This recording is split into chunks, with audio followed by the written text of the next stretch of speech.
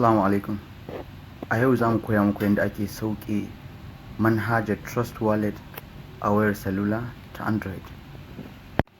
Barkanmu da sake saduwa a wannan lokaci. A yau insha Allah za mu koya muku yadda ake sauke manhajar Trust Wallet a wayar salular ku direct daga Play Store. Bari mu fara. Da fari za mu garzaya kai tsaye direct zuwa Play Store kamar haka.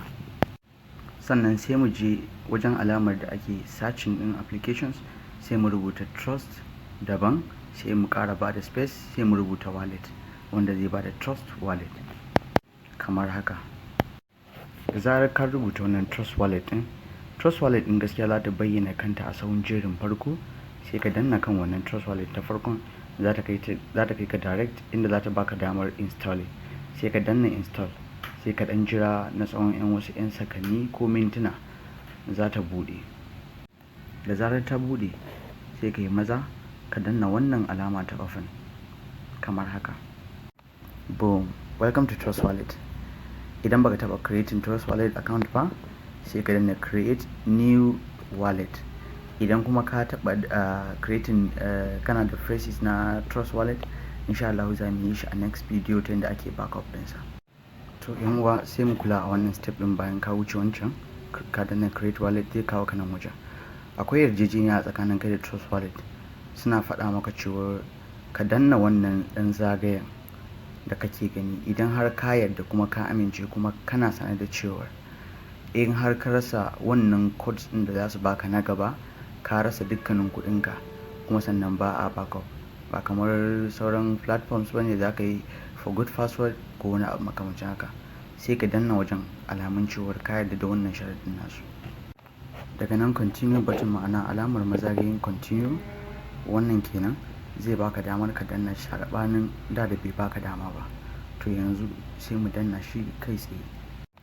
To yan uwa, sai mu kula, nan wajen shine waje mafi hatsari da kuma muhimmanci a cikin Trust Wallet. Yayin da zaka bude, muna shawartar ku da cewar ku samu faifa da biro, ku rubuta wa'annan lambobi da kuke ganin su, abubuwan nan da suka baku daga na 1 zuwa 12. kamar yadda suka bani, sun bani embody, sun bani indicate, sun bani need, cousin da dai sauransu.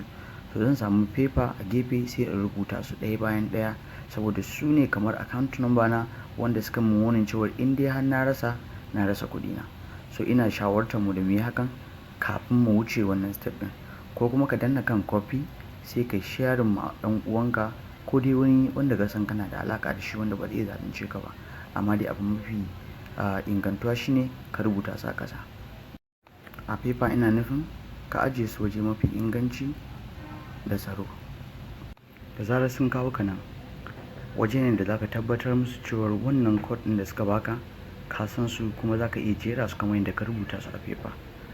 Da fari ni sun fara bani da embody, ganta nan tana ƙasan cousin, dan sai in fara danna ta, sai in zo in danna kan indicate, sai in zo in danna kan needs kamar dai da suke a tsare.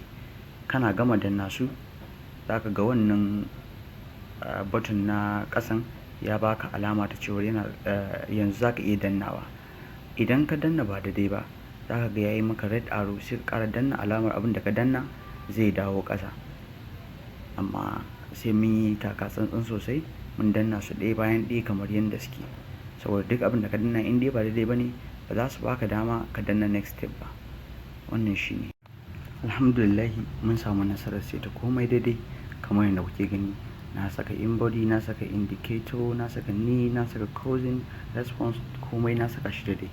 Daga nan na danna done, ma'ana alama ce ta cewa na saka komai daidai. Shi ya saka ma suka bani dama ta da danna done. To yanzu bari mu danna done mu ga abin da zai faru. Congratulations, da zarar ka danna done, a successful message zai yi appearing akan screen ɗinka. Yana faɗa maka cewa your wallet was successfully created. Daga nan sai ka danna alama da aka saka mata da done, ma'ana yanzu kai ma holder ne kuma mamallakin account ne da Trust Wallet. Da zarar ka danna kan done, wannan push notification ne zai bayyana maka. Kar ka damu, ka danna kan enable kai tsaye kamar yadda kuke gani. Da zarar mun danna kan wannan enable din, zai nuna mana default cryptocurrencies, ma'ana wanda directly kana bude Trust Wallet za a baka address ɗinsu. Su ne Ethereum, Bitcoin da BNB. Yanzu ana karawa da BNB Smart Chain, wanda su ne default cryptocurrencies da suke bayyana da zarar mun bude. In har ka ji daɗin wannan bidiyon, muna roƙonka da ka danna mana like. A darasi na gaba za mu koyar da yadda ake copying wallet address yayin da wani zai tura ma coin.